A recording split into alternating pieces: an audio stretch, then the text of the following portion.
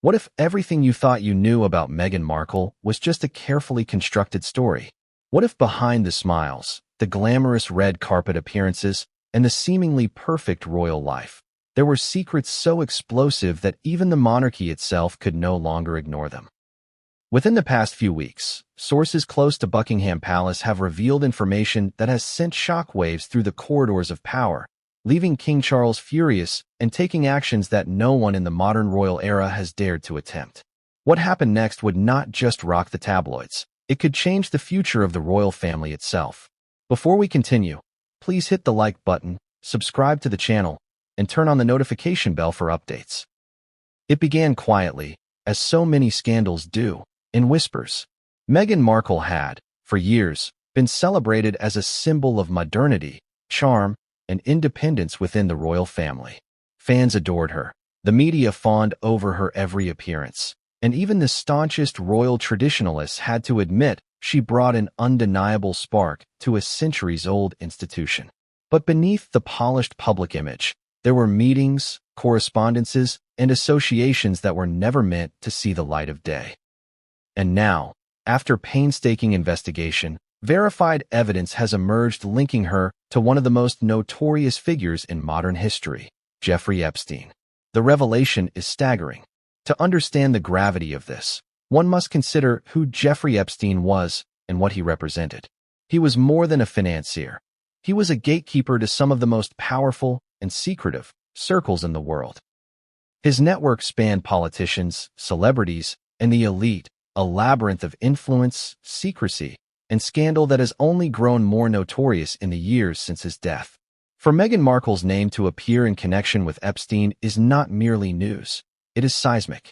It raises questions about the circles she moved in, the decisions she made, and ultimately, the judgment of those entrusted with the royal brand. Sources inside the palace describe King Charles's reaction as one of shock bordering on outrage.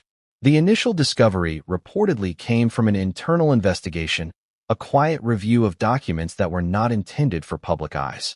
Advisors spoke of confidential memos, emails, and a series of meetings that, when pieced together, painted a picture that could no longer be ignored.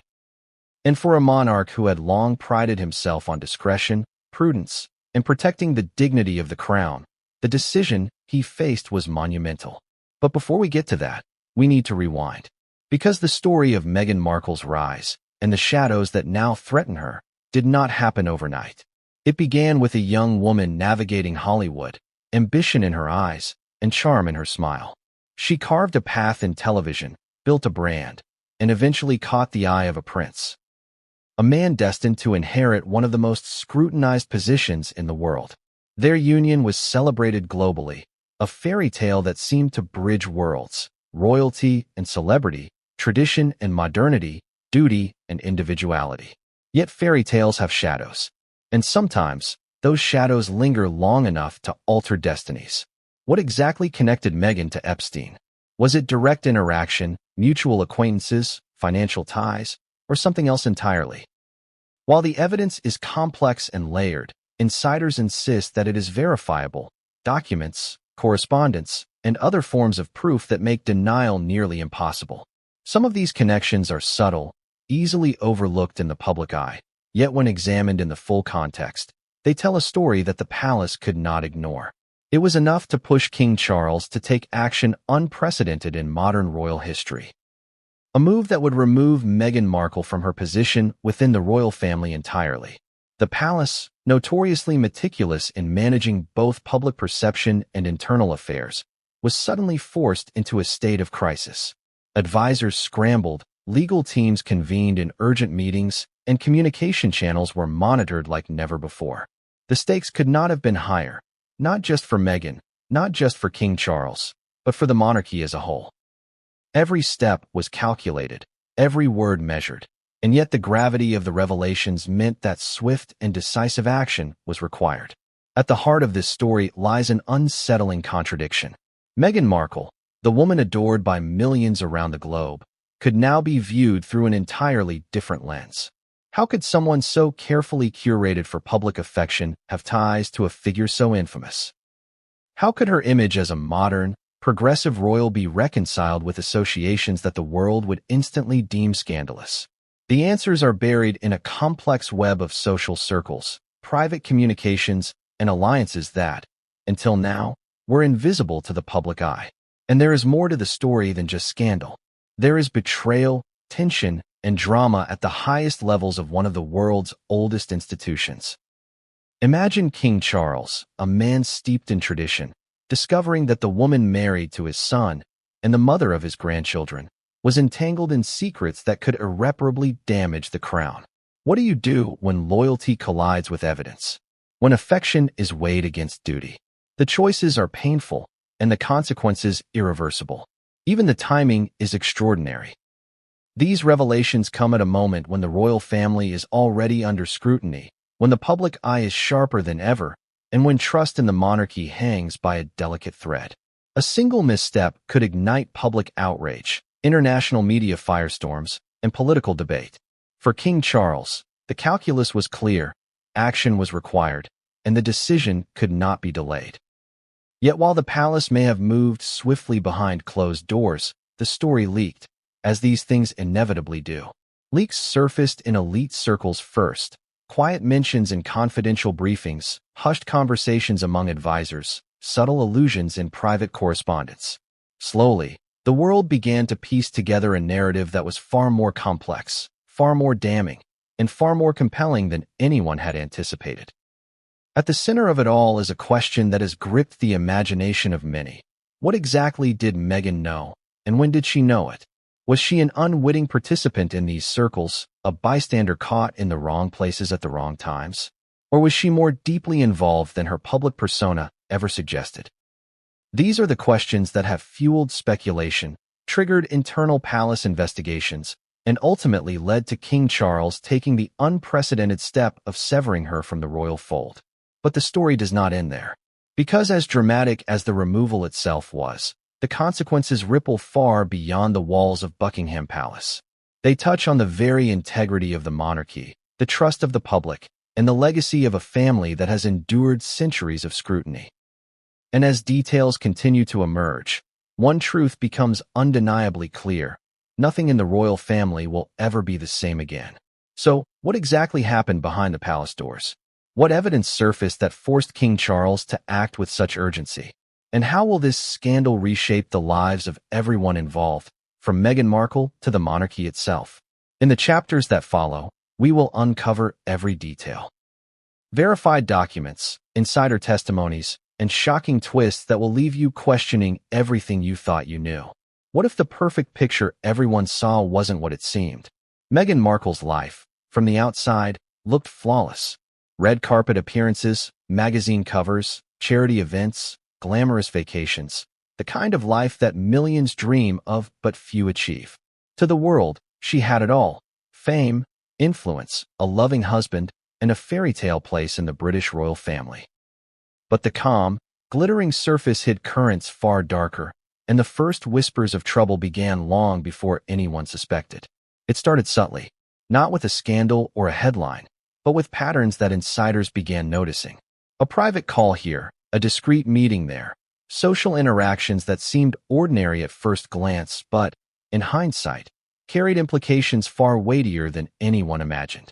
Meghan, like many in Hollywood, had cultivated a vast network.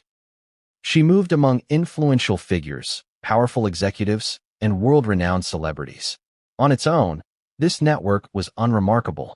But when certain names began appearing repeatedly, names connected to controversy, high finance, and shadowy social circles, the curiosity of palace staff and advisors was piqued.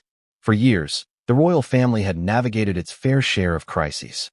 Affairs, divorces, media storms, they had endured them all. Yet Meghan's ascent was unique. She was not born into the royal tradition, and her background in Hollywood brought both intrigue and suspicion. Some advisors worried that her familiarity with media manipulation could pose risks. Others cautioned that her celebrity instincts, while beneficial for public relations, might also make her blind to certain dangers. At first, these concerns were speculative, mere whispers in hallways and private conversations. No one could have predicted what those whispers would eventually lead to. One of the earliest warning signs emerged from Meghan's social calendar. High-profile charity events, exclusive gatherings, and private parties placed her in circles with people whose reputations were questionable at best. Some guests were celebrated philanthropists. Others were controversial figures whose wealth and influence were inseparable from scandal. It was in these overlapping circles that Meghan's paths crossed with individuals later revealed to be connected to Jeffrey Epstein. To the outside observer, a party or charity gala was innocuous.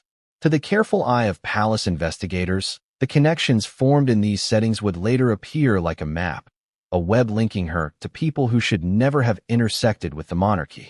Despite these early signs, Meghan maintained her carefully curated public image. The media adored her. She was photographed laughing at royal engagements, attending fashion galas with perfect poise, and speaking eloquently on issues ranging from gender equality to mental health. Social media amplified her popularity. Fans lauded her as a modernizer, a woman unafraid to break tradition while honoring the dignity of the crown. Behind closed doors, however, questions simmered.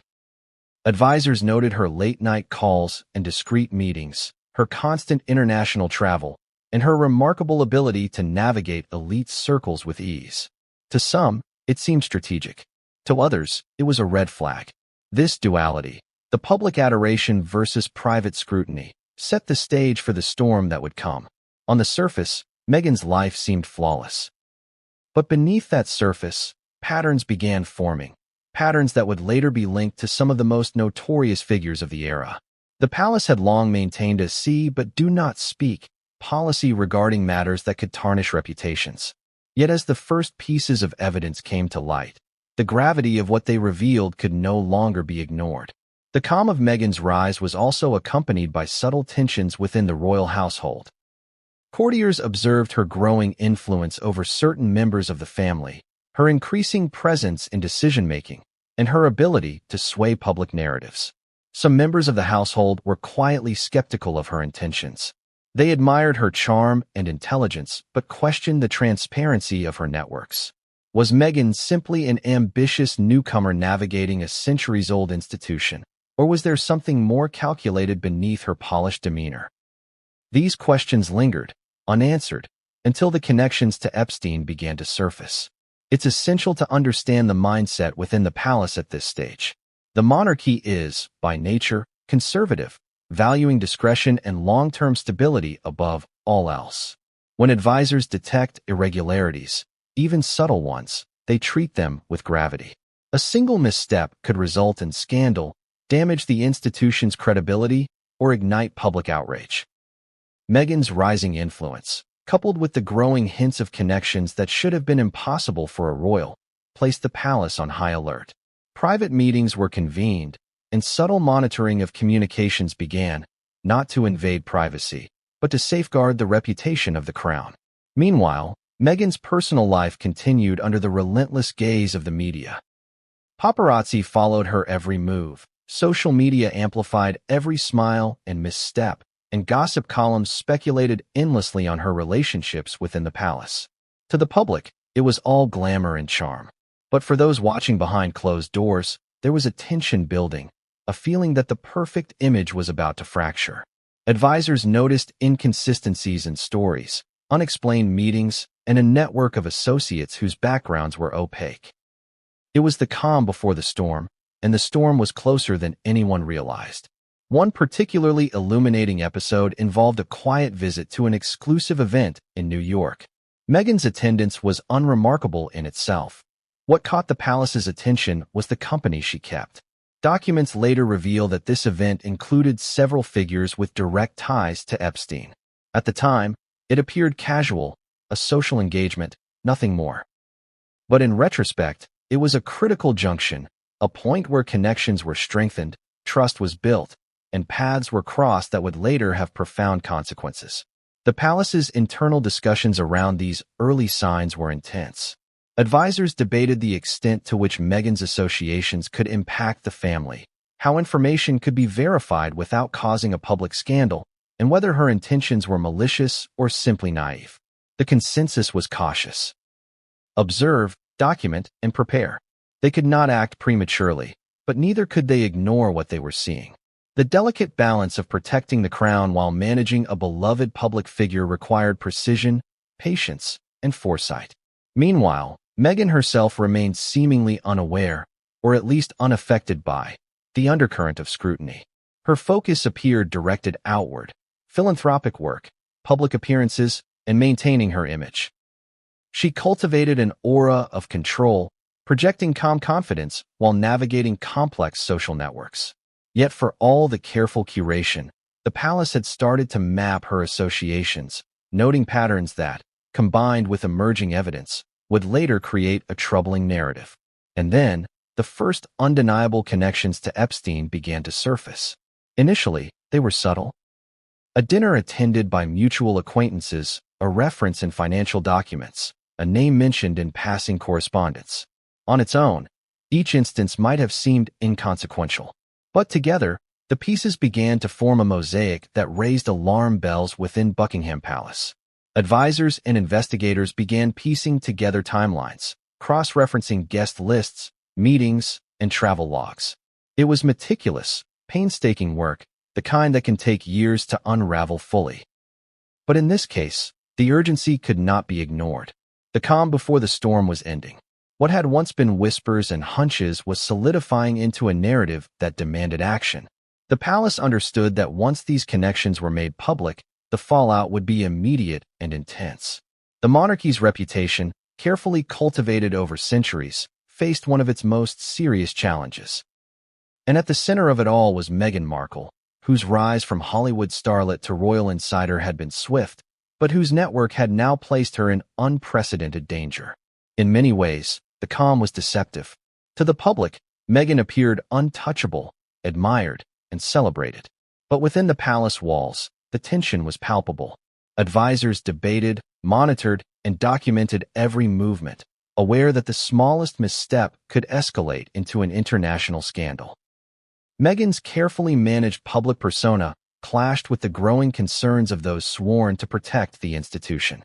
And as the first hints of verified evidence began emerging, a decision loomed on the horizon, one that would shock the world and change the royal family forever. It all began with a name that would send shivers through the corridors of Buckingham Palace. Jeffrey Epstein, a figure infamous for manipulation, wealth, and access to some of the world's most powerful people. His life, steeped in scandal, secrecy, and crime, was already the subject of countless investigations, documentaries, and international outrage. And yet, despite the notoriety, Meghan Markle's name appeared in connection to him.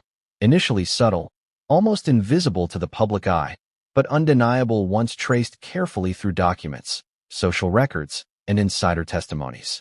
At first, these connections were nothing more than coincidences, seemingly innocuous overlaps in social circles.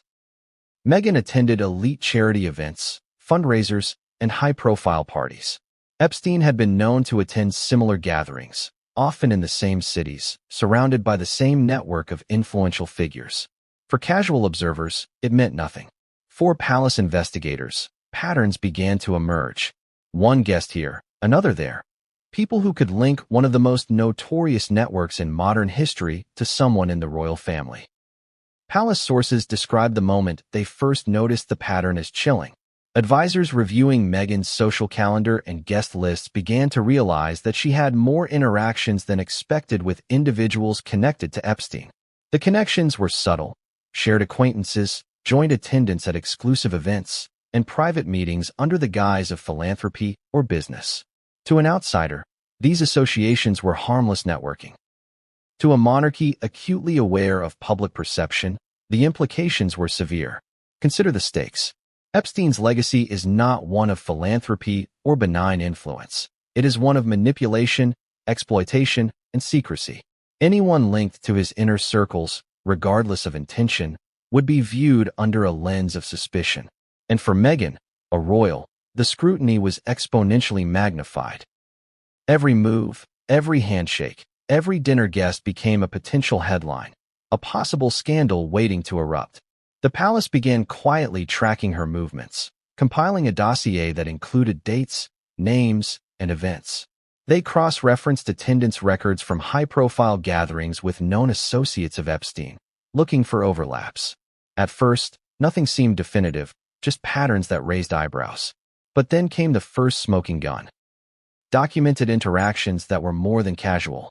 A charity gala in New York, a private dinner in Los Angeles, and a series of meetings that, when pieced together, suggested more than mere coincidence.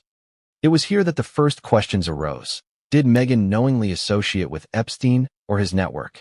Was she merely in the same circles by chance?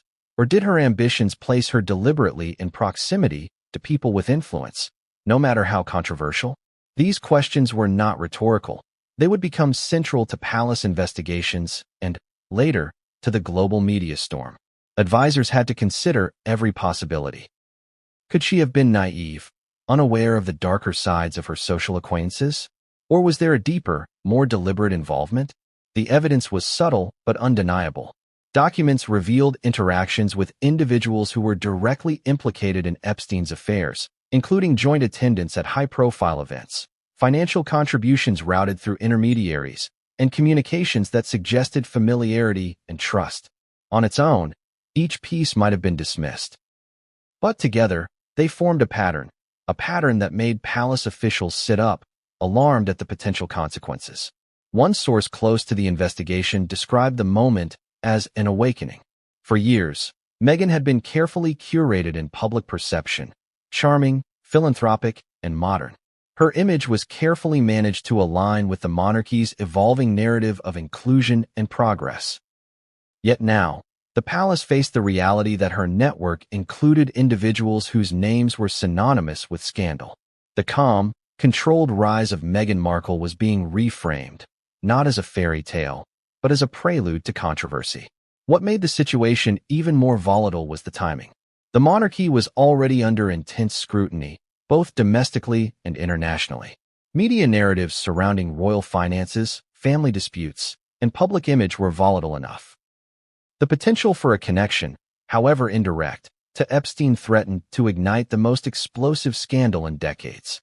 For King Charles, the stakes were unprecedented. A single misstep could compromise public trust, provoke political debate, and tarnish centuries of royal legacy.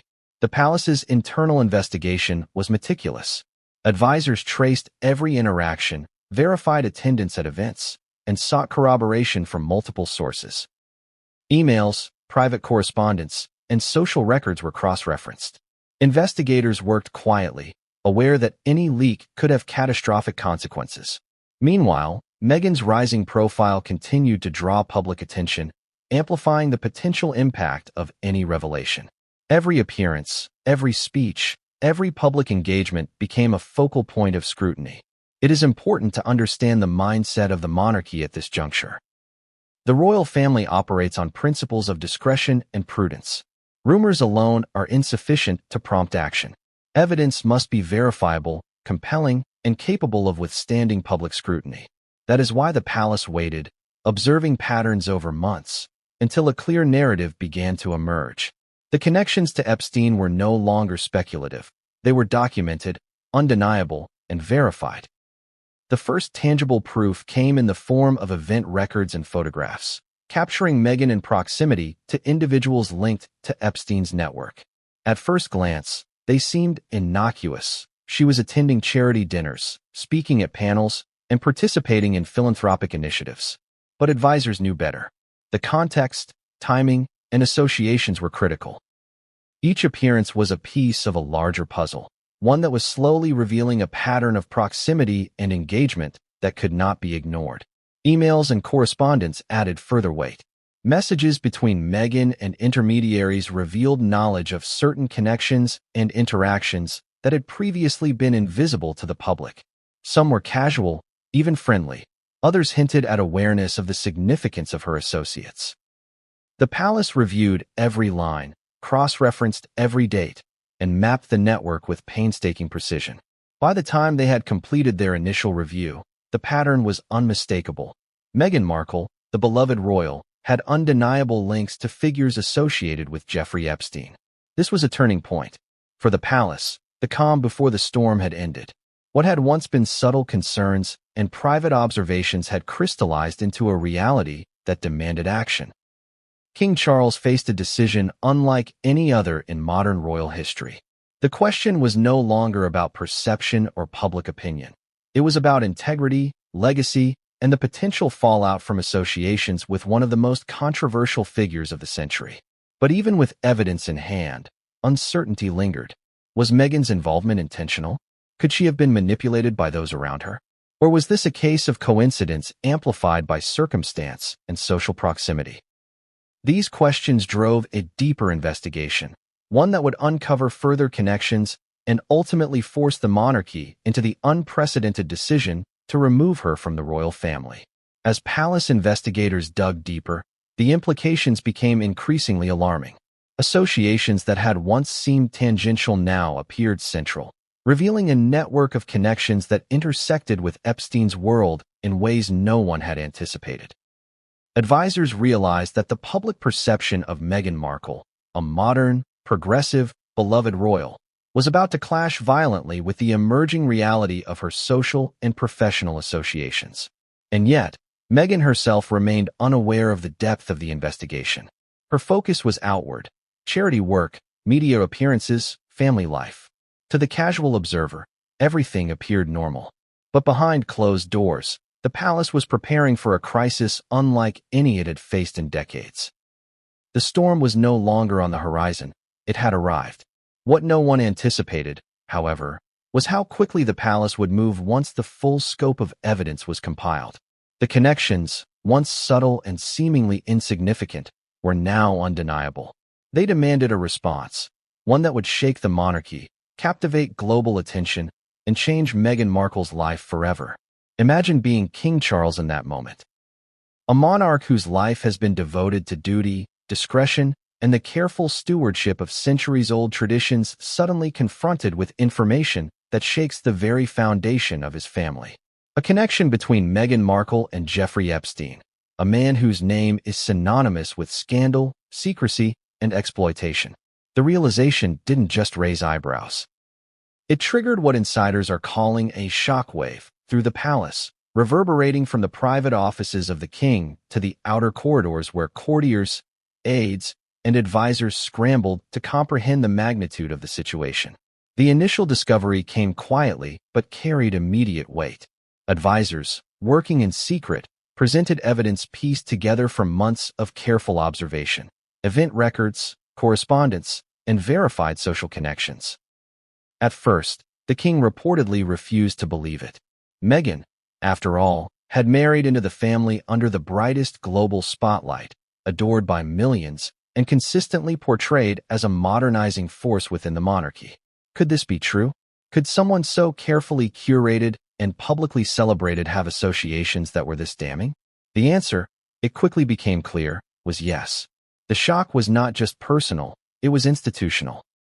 The monarchy is designed to be resilient, with centuries of experience in managing scandal and public perception.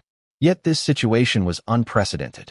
Never before had a member of the family faced verified links to a figure like Epstein while holding the trust and prominence Meghan did. Advisors described a frantic series of meetings. Legal teams, communications specialists, and senior courtiers convening around long mahogany tables, documents spread before them, all debating the potential fallout. Every possible angle was considered. What could be spun? What could be contained? What, if anything, could be denied? The emotional response was equally intense. Sources say King Charles experienced a mix of shock, anger, and betrayal. This was not merely a scandal for public consumption. It was a personal crisis.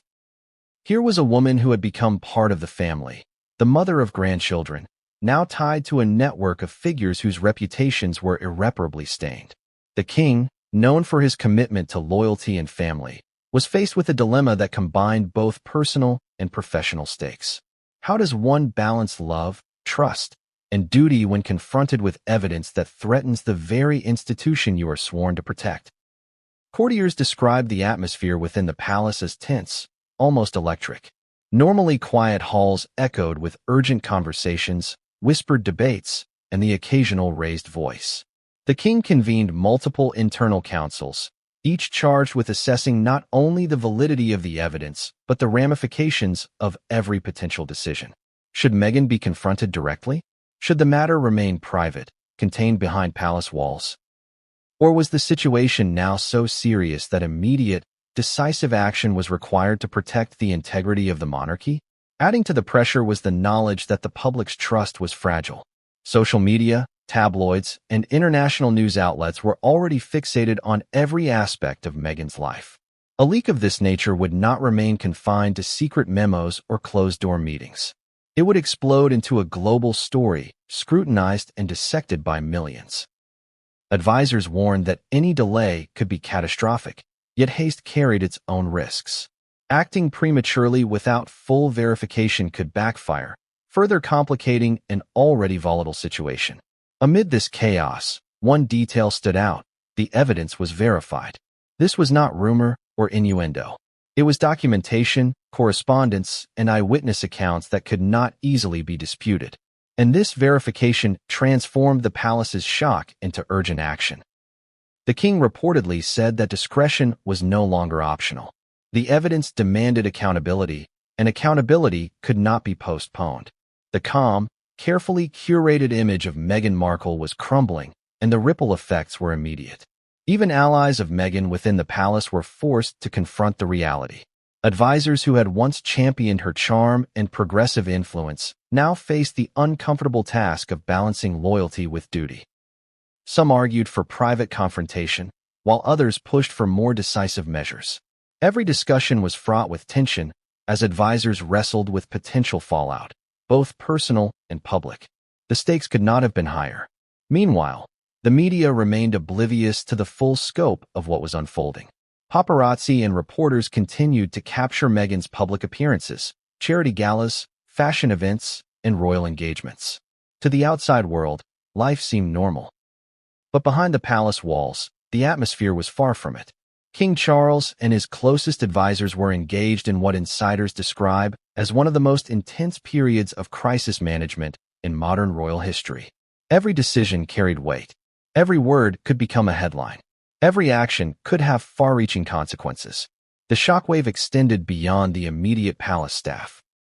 Advisors reported that even distant branches of the royal household were on alert, monitoring communications and preparing contingency plans. Security protocols were reviewed, access to sensitive areas tightened, and internal communications placed under strict scrutiny. The realization that Meghan Markle, a prominent member of the royal family, had verifiable links to one of the world's most notorious figures was enough to put the entire institution on edge. And yet, despite the urgency, there was a recognition that careful planning was essential. The king could not act rashly. He had to consider legal implications, potential public backlash, and the well-being of other family members. The risk was not just reputational, it was operational.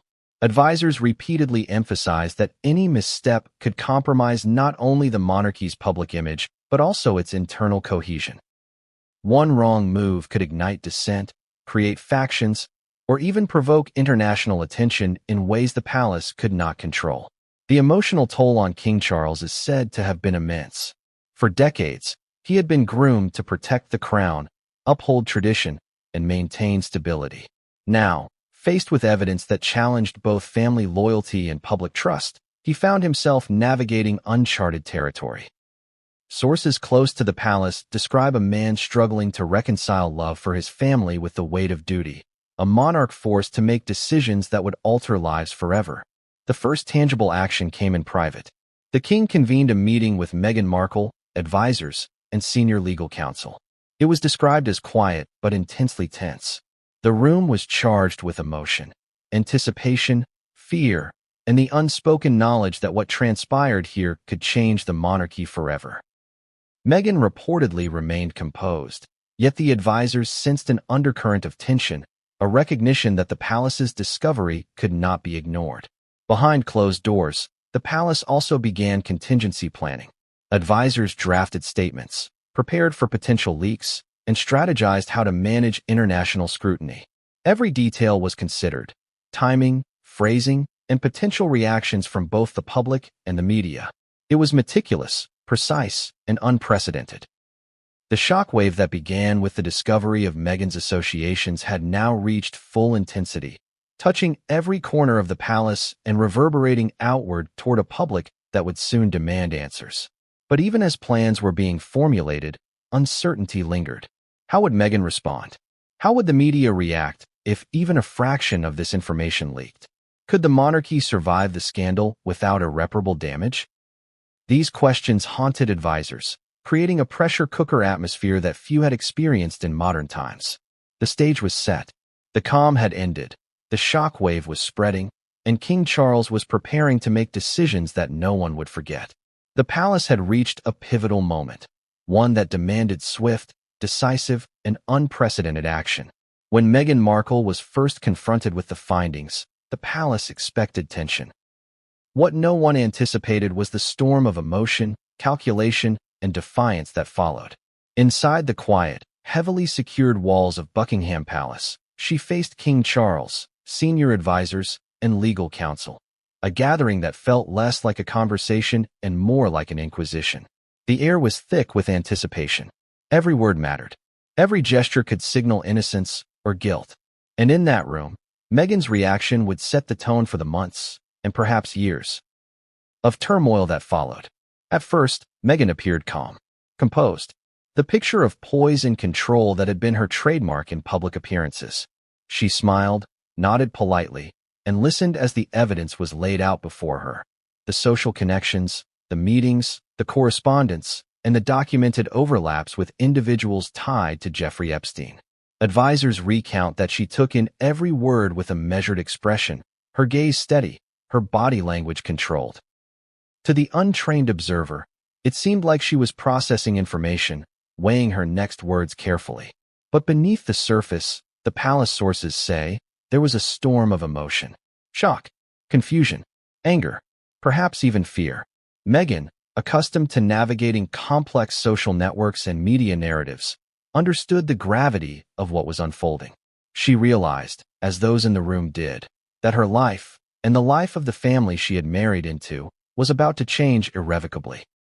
The question was not whether she understood the stakes. She did. The question was how she would respond. According to insiders, the first response was denial, but a careful, strategic denial.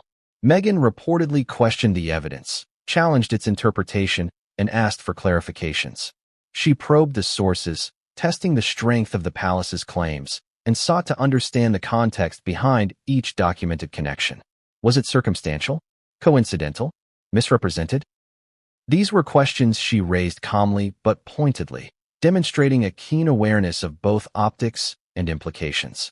But denial alone was not enough.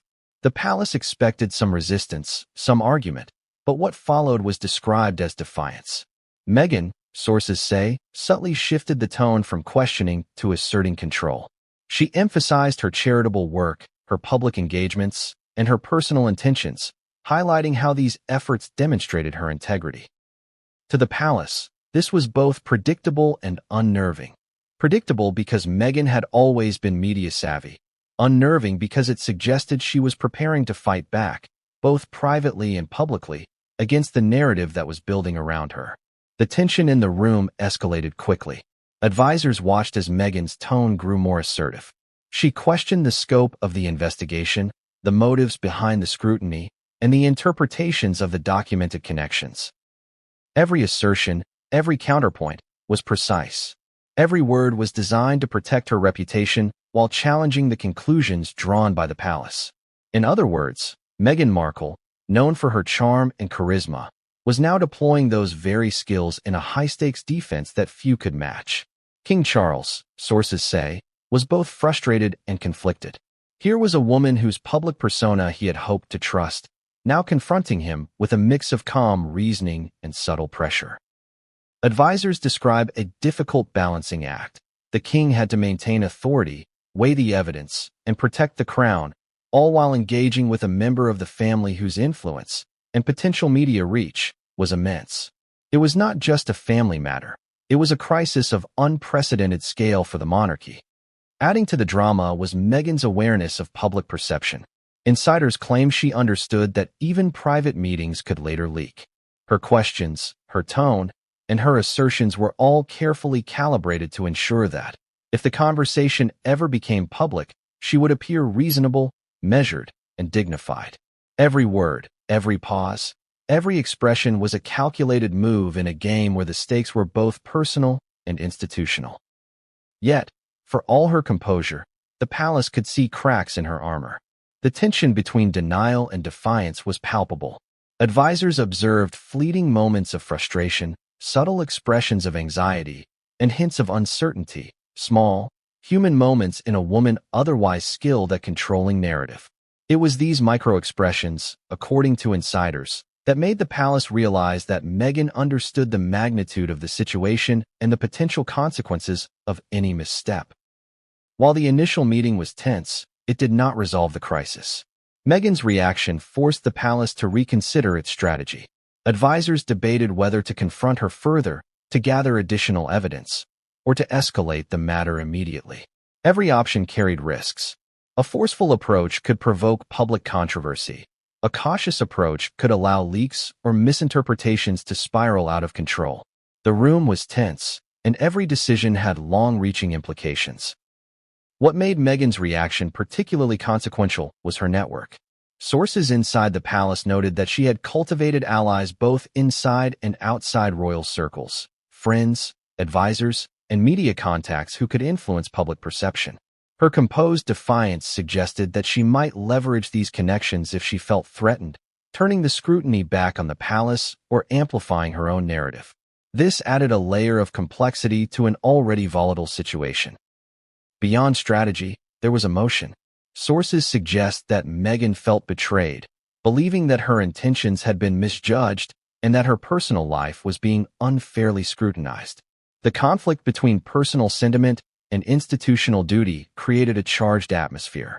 She reportedly argued that her interactions had been misrepresented, that social overlaps with controversial figures were incidental, and that her public work demonstrated her integrity.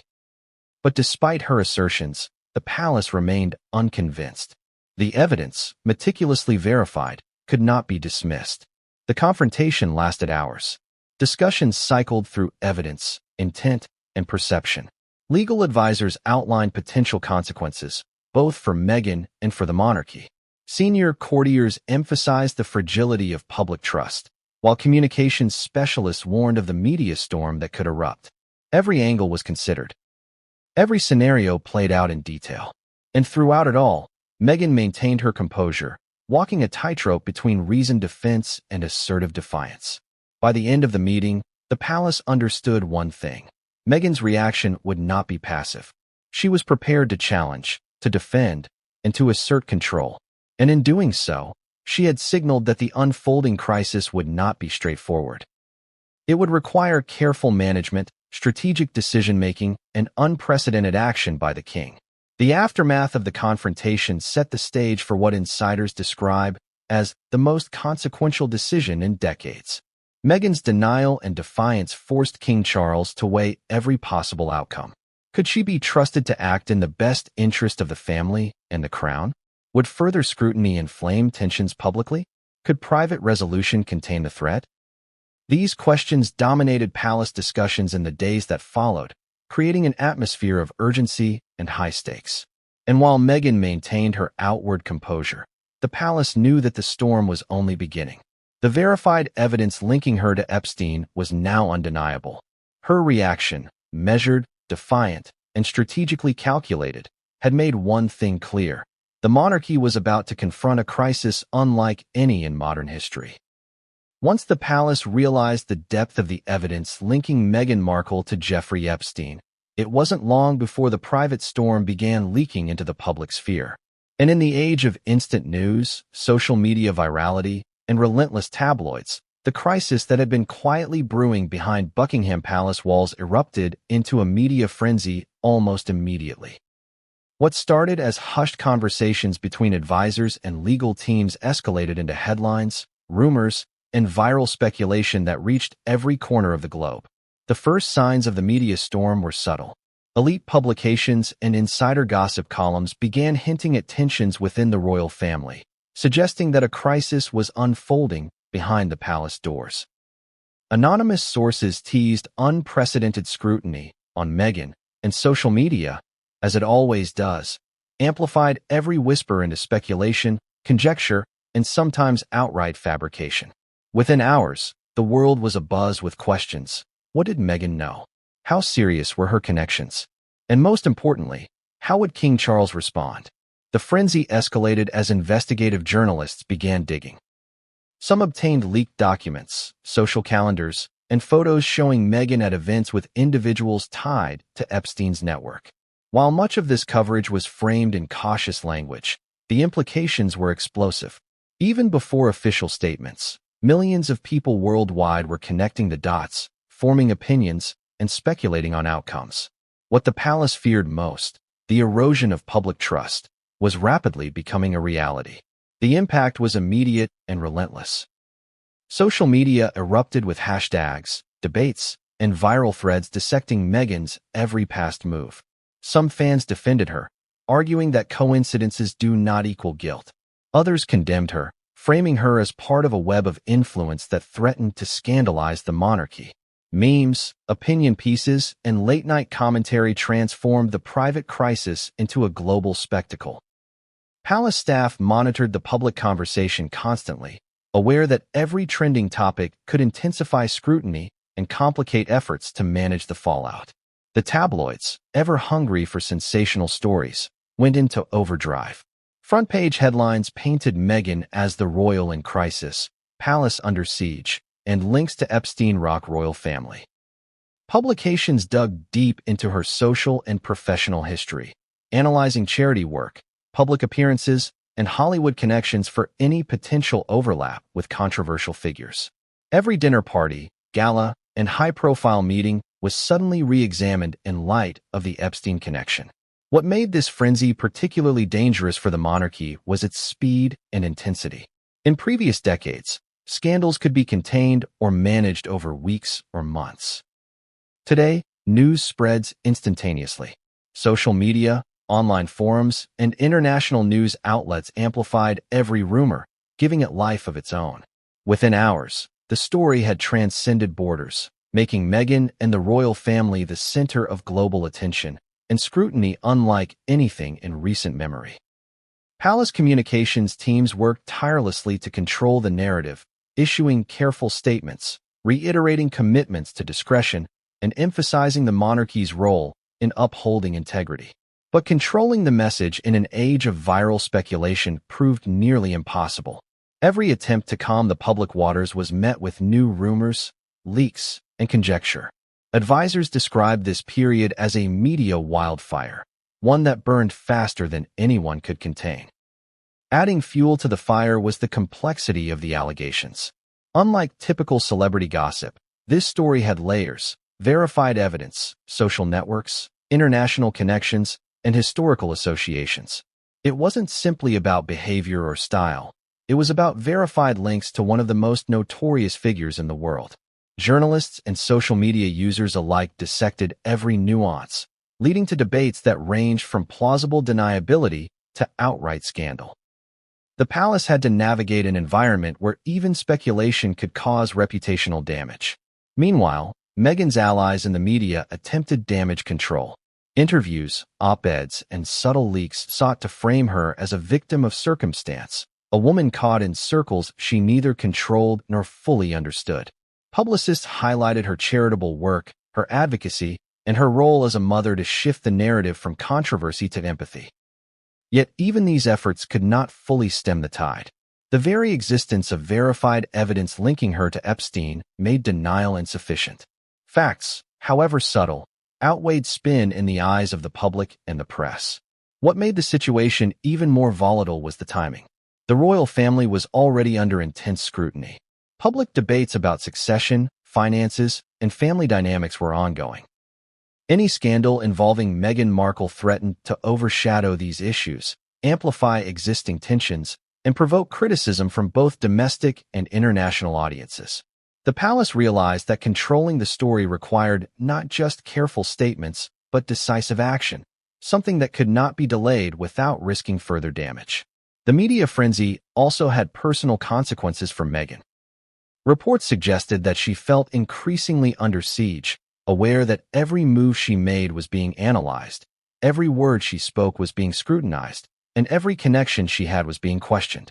The pressure was immense. Friends close to her reportedly warned that public perception was shifting rapidly and that the palace's patience might be nearing an end. Social media, once a platform for her to engage with supporters, had become a battlefield. Every post, every appearance, and every public gesture was interpreted through the lens of controversy. Public opinion was split but polarized. Surveys and online sentiment analysis indicated that while some remained loyal, a significant portion of the global audience was questioning Meghan's role in the family and her associations. The palace knew that perception, once altered, could have lasting effects, not just on Meghan but on the monarchy itself. The narrative was no longer private. It was global, immediate, and unstoppable. As the frenzy reached its peak, King Charles and his advisors had to make a critical decision. Could the crisis be contained through statements, apologies, or negotiation? Or had the evidence reached a tipping point where decisive action was required to protect the crown, public trust, and the family's legacy? Every option was weighed, every scenario analyzed, and every potential consequence considered. The stakes were monumental. And in the midst of this chaos, Meghan's response remained measured. She maintained her public composure, attended scheduled appearances, and engaged with media interviews, but each action was now interpreted in light of the scandal. Did she appear defensive, confident, evasive? Each interpretation further fueled speculation, intensifying the frenzy. By the end of the week, it became clear the media storm was no longer a background issue. It was now a central factor shaping the palace's next steps. The world was watching, social media was exploding, and the monarchy's reputation was on the line. The pressure was immense, the stakes unprecedented, and the clock ticking toward a decision that could redefine Meghan Markle's place in the royal family forever. The palace, usually a place of controlled elegance, order, and centuries-old protocol, transformed into a theater of tension. The moment had arrived when words alone would not suffice. Meghan Markle, whose image had captivated the world, now stood at the center of one of the most serious crises the monarchy had faced in decades. The verified evidence linking her to Jeffrey Epstein was no longer a whispered suspicion.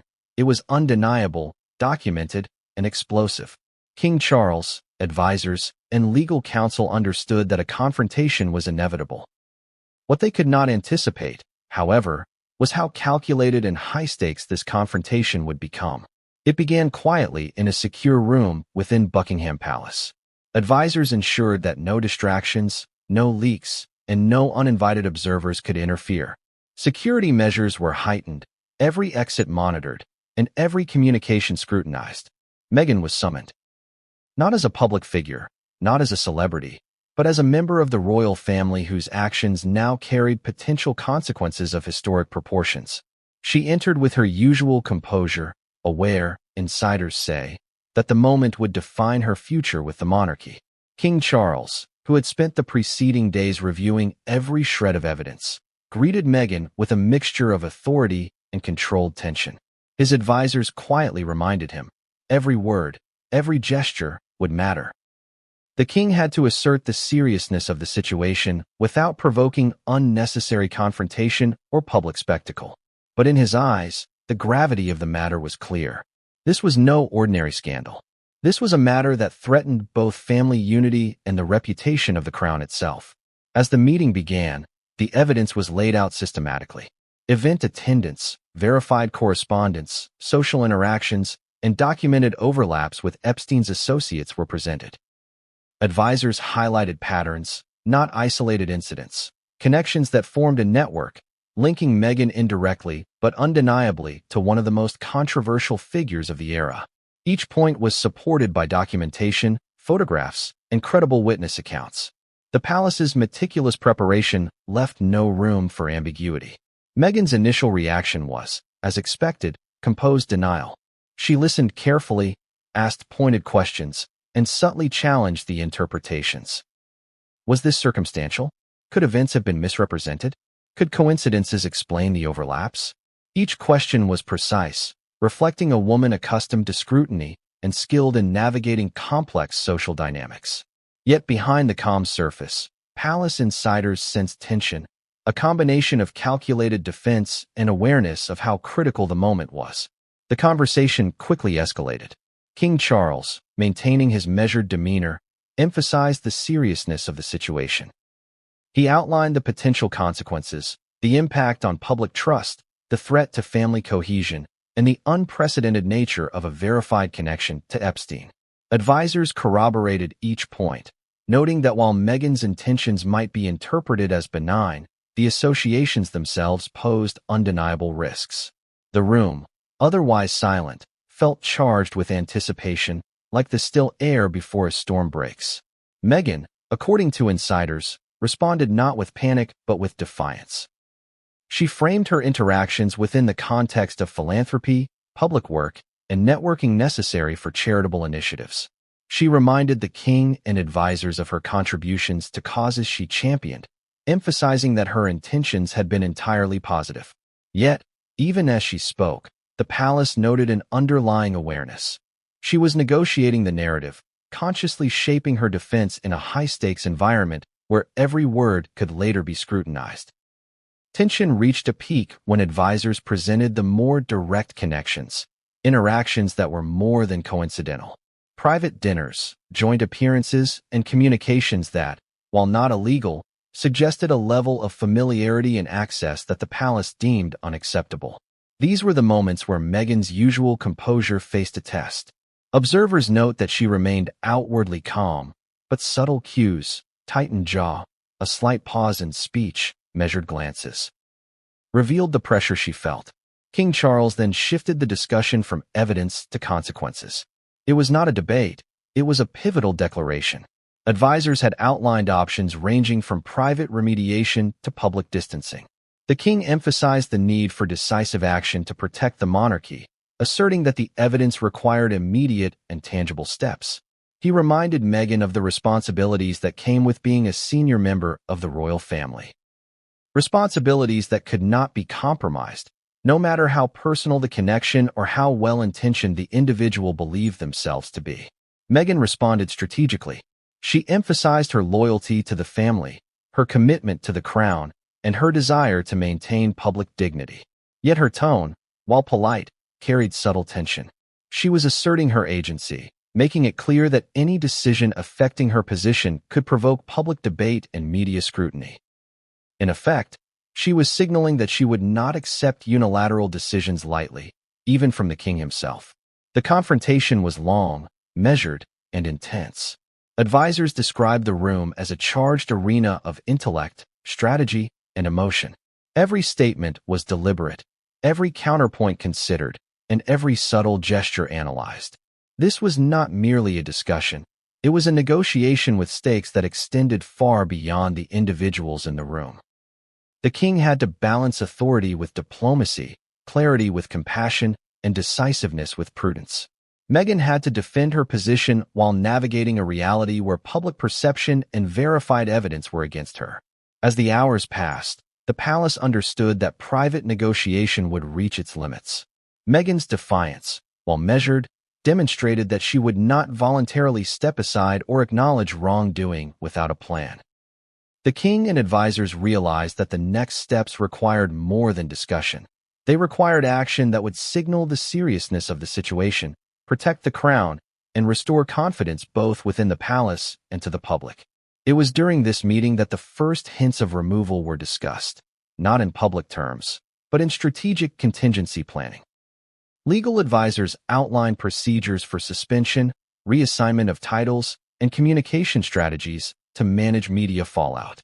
Security officials reviewed protocols for access to royal residences and official engagements. Communications teams prepared statements, anticipating leaks and social media amplification. Everything was meticulously planned, reflecting the unprecedented nature of the situation. Yet even with these preparations, uncertainty lingered. How would Meghan react to formal removal? Could the palace manage the inevitable media storm? What consequences would ripple through public opinion, global perceptions, and internal family dynamics? Every possibility was considered, every contingency analyzed, but the magnitude of the crisis made certainty impossible. This was uncharted territory, a convergence of personal, institutional, and global stakes. The meeting concluded without a final resolution, but with a clear understanding. Decisive action was imminent. The palace had established that Meghan's verified connections to Epstein were incompatible with her continued status as a senior royal. The only remaining question was timing, method, and management of the fallout. King Charles and his advisors left the room, knowing that the coming days would be historic, challenging, and potentially explosive. And as Meghan returned to her private quarters, the reality set in. The confrontation had signaled the beginning of a new chapter, one in which her role in the royal family, her public image, and her personal reputation were all under unprecedented scrutiny. The palace had made its intentions clear, and the world, unbeknownst to Meghan, was about to witness one of the most dramatic removals in modern royal history. The day the palace went public, the world seemed to hold its breath. Buckingham Palace, known for centuries of carefully orchestrated statements, had never faced a crisis quite like this.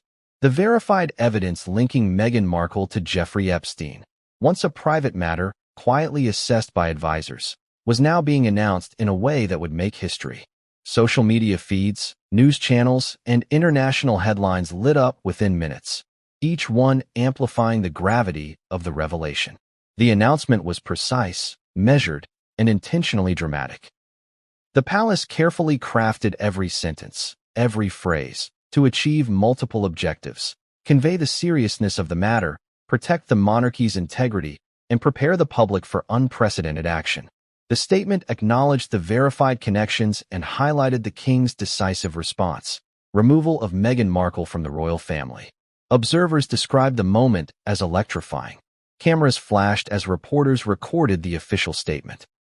Social media exploded with reactions ranging from shock to outrage, from disbelief to vindication. The palace had anticipated attention, but the speed and intensity of the global response exceeded expectations. Within minutes, millions were discussing the announcement, dissecting language, tone, and implications. Memes, commentary, and viral threads transformed the palace's statement into a worldwide phenomenon. For the British public, the reaction was intense. Social opinion, always divided on the topic of Meghan Markle, now polarized further. Traditional royalists hailed the king's decisiveness, emphasizing duty, responsibility, and preservation of public trust. Others, fans of Meghan, observers sympathetic to her struggles, expressed disbelief, anger, and concern over the severity of the action. Across the country, discussions in cafes, offices, and online communities reflected the emotional weight of the decision. Internationally, the story dominated headlines. Major networks in the United States, Europe, Asia, and the Middle East covered the announcement in real time. Analysts dissected every angle: the verified links to Epstein, the implications for royal protocol, and the potential political ramifications. The palace, long accustomed to managing domestic perception, now faced a global spotlight that intensified scrutiny, speculation, and debate. The media frenzy was relentless. Investigative journalists sifted through Meghan's public and private life, searching for corroboration, context, and additional connections. Every public appearance, charity gala, and personal association became fodder for analysis. Opinion pieces debated the king's authority, the ethics of removal, and the broader implications for the monarchy. Social media hashtags trended worldwide, reflecting a collective fascination with the unfolding crisis.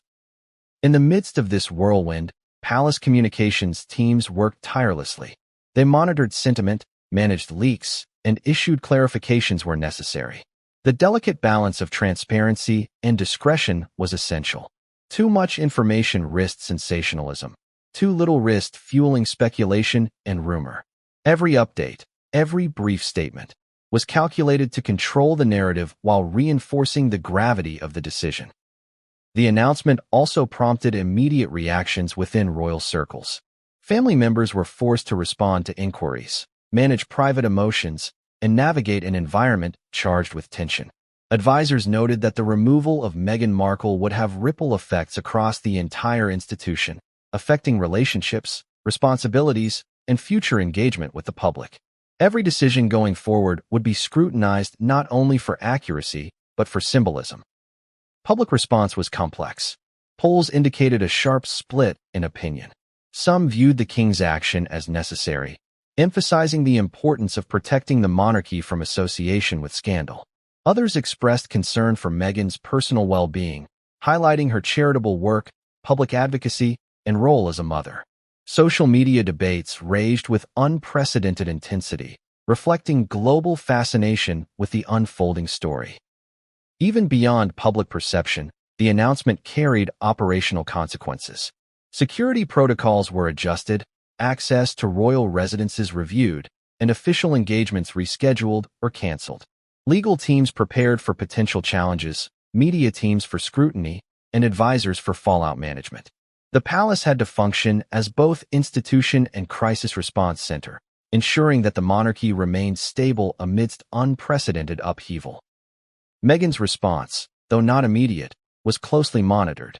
In interviews, statements, and social media posts, she maintained a composed public demeanor while carefully controlling messaging. Insiders note that she was acutely aware of the global attention and the potential long-term impact on her reputation. Every gesture, every word, was carefully calibrated to maintain dignity, assert innocence, and navigate the scrutiny she now faced. The ripple effects were immediate.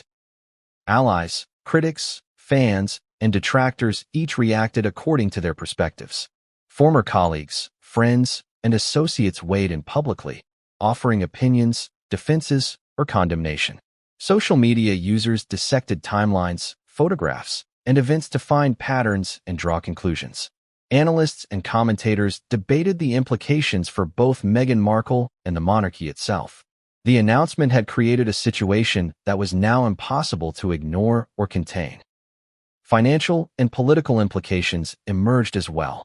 Analysts speculated on the impact of the scandal on royal funding, public engagement, and political discourse. Conversations that had been private about succession, public perception, and monarchy modernization were now reframed within the context of the crisis. The verified connection to Epstein had transformed Meghan's status from celebrity royal to focal point of historical controversy. What made this moment particularly dramatic was the timing. The announcement was deliberately staged to maximize clarity, control, and impact. Advisors coordinated with media outlets, timing the release to ensure broad coverage and prevent leaks from undermining authority. The result was a coordinated, explosive revelation that captured the world's attention, dominated headlines, and ensured that no one, neither public nor press, could ignore the gravity of the situation. The shockwave was instantaneous. News channels ran special coverage, panels debated implications, and social media erupted with speculation. Every angle was analyzed: the king's authority, the implications for royal succession, Meghan's network, and the global perception of the British monarchy. The palace, which had long controlled public messaging, now found itself managing a phenomenon that was bigger than any statement or briefing. And yet, even as the world reacted, the palace was already looking forward. The announcement was only the beginning. Advisors knew that the removal of Meghan Markle would not resolve the crisis entirely. There would be legal challenges, public debate, and personal repercussions. But it was a decisive first step, a statement of intent, authority, and responsibility that sent a clear message to both the public and the family. But as the media frenzy intensified and the world tried to process the shock, insiders knew that the most dramatic developments were still ahead. Meghan's next moves, the palace's continued management, and the fallout in global public opinion would ensure that this was far from over. As soon as the palace's public announcement hit, Meghan Markle's world shifted from carefully curated public appearances to full-blown crisis mode. The removal from the royal family, coupled with verified evidence connecting her to Jeffrey Epstein, sent shockwaves not only through Buckingham Palace, but through her extensive personal and professional network. Friends, former colleagues, media contacts, and even global influencers were suddenly thrust into the spotlight, forced to pick sides in a drama of unprecedented scale. The immediate response came from her closest allies. Meghan's confidants, many of whom had supported her during previous royal controversies, scrambled to formulate a strategy. Some advocated for a media offensive, framing the palace's actions as an overreach and a betrayal. Others urged discretion, arguing that any public statement could escalate the situation and provide fuel to critics. The tension among her allies mirrored the high-stakes atmosphere within the palace. Everyone understood the enormity of the crisis, and no one could afford a misstep. Social media became the first battlefield. Supporters launched campaigns to defend Meghan's reputation, highlighting her philanthropic work, advocacy for women's rights, and charitable initiatives. Hashtags trended across platforms, rallying fans and sympathizers in a global display of solidarity. Some posts framed the king's decision as reactionary, questioning the fairness of removing Meghan based on indirect associations with Epstein. Others focused on her personal integrity, emphasizing her role as a mother and a public figure dedicated to social causes. At the same time, critics were relentless. Detractors seized on every detail of the verified evidence, interpreting her past interactions as intentional associations rather than coincidental overlaps. Social media threads dissected photos, timelines, and appearances with meticulous attention, often amplifying suspicion and outrage. Commentators, bloggers, and news analysts speculated on motives, insinuating that Meghan's connections were strategic rather than incidental. In a matter of hours, the global discourse had polarized dramatically. Her allies also faced a dilemma: how to protect her reputation without appearing combative or defensive. Several high-profile supporters opted to issue carefully worded statements, emphasizing loyalty and public contribution.